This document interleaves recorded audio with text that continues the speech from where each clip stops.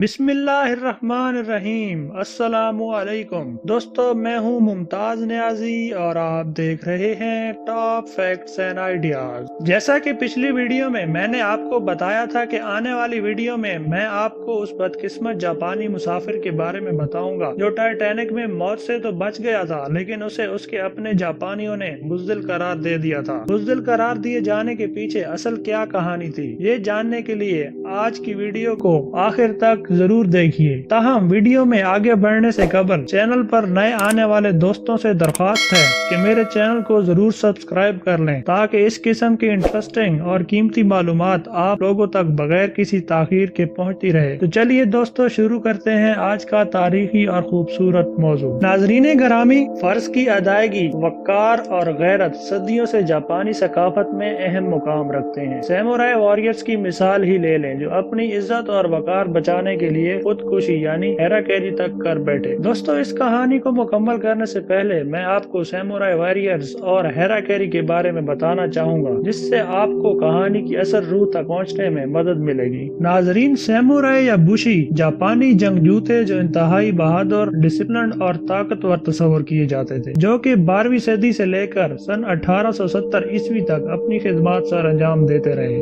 Samurai का लफ्ज सबुराओ से अखज़ किया गया है, जिसके मानी किसी की खिदमत और हिफाजत करना है। 11वीं सदी ईस्वी से लेकर 14वीं सदी ईस्वी तक सैमुराई जंगजू ने एक असूल यानी कोड ऑफ कंडक्ट मुतारिफ कराया, जिसे बुशीदो के नाम से याद किया जाता है। लफ्ज बुशीदो का मतलब वे ऑफ वॉरियर्स यानी जंगजुओं के रास्ते पर चलने के हैं। इसके मुताबिक एक जंगजू में हिम्मत, सखावत, वफादारी, सेल्फ कंट्रोल और आजिज़ी जैसी सिफात होनी चाहिए। इन अखलाकी अक़दार को निभाते हुए सैमुराई वॉरियर्स ने अपनी इज्जत और वक़ार कायम रखने के लिए अपने जनरल्स और खुदाओं की हिफाजत की। अगर कोई सैमुराई अपना वक़ार खो बैठता तो उसके पास सिर्फ एक ही रास्ता बचता था, जो कि हेराकेरी कहलाता है, जिसमें इंसान तलवार से खुद को कत्ल कर देता, और इस तरह खुद को कत्ल कर देना उसे गैरतमंद या बहादुर कहलवाने के लिए काफी था, जिससे उसको खोया हुआ वक़ार वापस मिल जाता। सेपुको, जिसे बाज़ औक़ात हेराकेरी भी कहते हैं, जापान की रस्मी खुदकुशी की एक शक्ल है, जिसमें इंसान अपने पेट में चाकू या तलवार मारकर खुदकुशी कर देता है, जबकि कोई दूसरा शख्स ऐन उसी वक्त उसकी गर्दन उड़ा देता है। और ये उस वक्त होता है जब कोई सैमुराई उस असूल पर पूरा नहीं उतरता जिसे इनके जनरल्स ने वज़ा किया था, यानी कि बुशीदो। ये सजा सैमुराई जंगजुओं के लिए मुख्तस की गई थी, जिसे बाद में जापानी अपनी गैरत और खोए हुए वक़ार को वापस हासिल करने के लिए इस्तेमाल करते थे।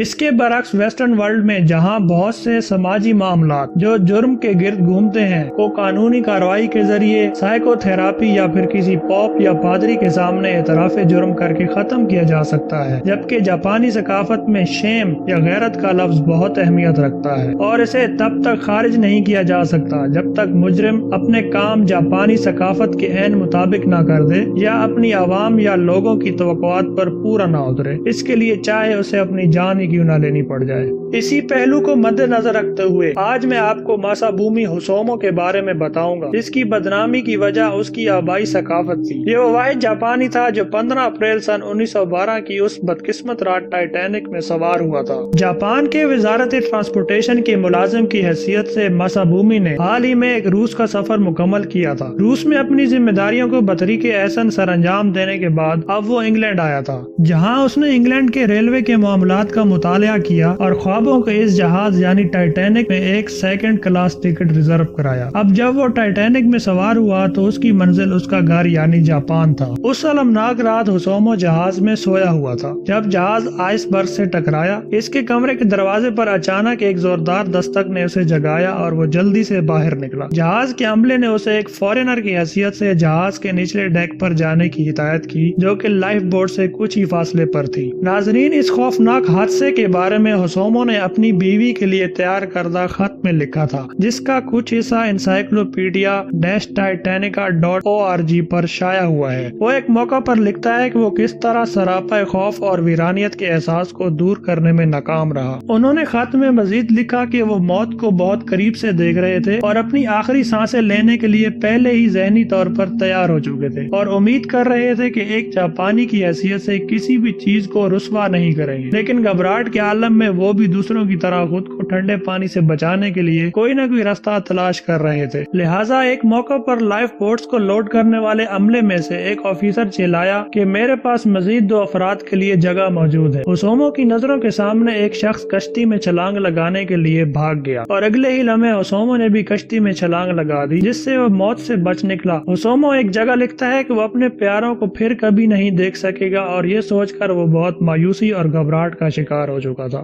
ناظرین گرامی، باقی بچ جانے والوں کے ساتھ اوسومو کو بھی نیو یارک منتقل کر دیا گیا، جہاں سے بعد میں وہ اپنے دوستوں کے ہمراہ اپنے آبائی گاؤں یعنی جاپان پہنچا، جہاں اخباری شہ سرخیوں نے اسے جاپانی لکی بوائے قرار دیا۔ انہوں نے جاپان کے متعدد اخبارات کو بیانات، انٹرویوز اور اپنی فیملی کی تصاویر فراہم کی، جس سے اسے صحیح شہرت کا درجہ ملا۔ تاہم جلد اس کے لیے حالات اس وقت بدترین ہونا شروع ہو گئے جب ایک فرسٹ کلاس مسافر آرچیبالڈ گریسی اور ایک اور بچ جانے والے مسافر نے اسے ٹوووے کا نام دیا، یعنی چھپ کر سفر کرنے والا۔ جاپانی اخبارات نے تیزی سے انہیں فالو کیا اور اوسومو پر سرعام تنقید کرنا شروع کر دی اور ان پر الزامات کی بوچھاڑ کر دی۔ ناظرین، یہ اوسومو کے لیے بہت ہی عجیب و غریب وقت تھا، لیکن اس کے لیے معاملات اور زیادہ خراب اس وقت ہوئے جب اسے وزارت کے عہدے سے برطرف کر دیا گیا۔ درسی کتب شائع کی گئیں جن میں اس کے اس عمل کو شرمناک رویے کی مثال کے طور پر پیش کیا جانے لگا، اور پروفیسرز نے اعلان کیا کہ اس کا یہ عمل غیر اخلاقی تھا۔ اوسومو کو بعد میں ملازمت واپس کر دی گئی کیونکہ وہ بہت ہی محنتی اور ہنرمند ملازم تھا۔ 1939 میں اس کا انتقال ہوا اور تب تک وہ وہاں ملازمت کرتا رہا، تاہم بدنامی اور رسوائی نے اس کے خاندان کے اوپر اپنا سایہ قائم رکھا۔ اوسومو کی وفات کے بعد ان کے خاندان نے متعدد بار ان کی اپنی بیوی کو لکھا ہوا جذباتی خط شائع کیا۔ اس خط کی آخری اشاعت ان کے پوتے ہارومی اوسومو نے اس وقت کی تھی جب جیمز کیمرون کی ٹائٹینک سینما گھروں میں ریلیز ہونے والی تھی۔ ان کا پوتا اس وقت کا ایک مشہور سنگر تھا۔ ہارومی اوسومو نے بتایا کہ خط کو بار بار اشاعت کرنے کا مقصد اوسومو خاندان کو کسی حد تک ریلیف فراہم کرنا تھا، اور ایک یہی واحد طریقہ تھا جس سے اوسومو خاندان کو کھویا ہوا وقار بحال ہو سکتا تھا اور ان کے خاندان کے نام کے ساتھ لفظ شیم کو ختم کیا جا سکتا تھا، جس سے جاپانیوں کے دلوں میں اوسومو خاندان کے بارے میں پائے جانے والی نفرت کا خاتمہ ہوا، اور بعد میں اوسومو خاندان نے اعلان کیا کہ انہیں ان کا کھویا ہوا مقام واپس مل گیا ہے، جس کی انہیں بے حد خوشی ہے۔ ٹاپ فیکٹس اینڈ آئیڈیاز کے معزز دوستوں، امید کرتا ہوں کہ میری آج کی کاوش آپ لوگوں کو پسند آئی ہوگی۔ اگر آپ چاہتے ہیں کہ مزید اس طرح کی ہسٹورک اور دلچسپ معلوماتی ویڈیوز آپ تک پہنچتی رہیں تو پلیز کمنٹس اور لائک کا سہارا ضرور لیجیے۔ مجھے دیجیے اجازت، اللہ حافظ۔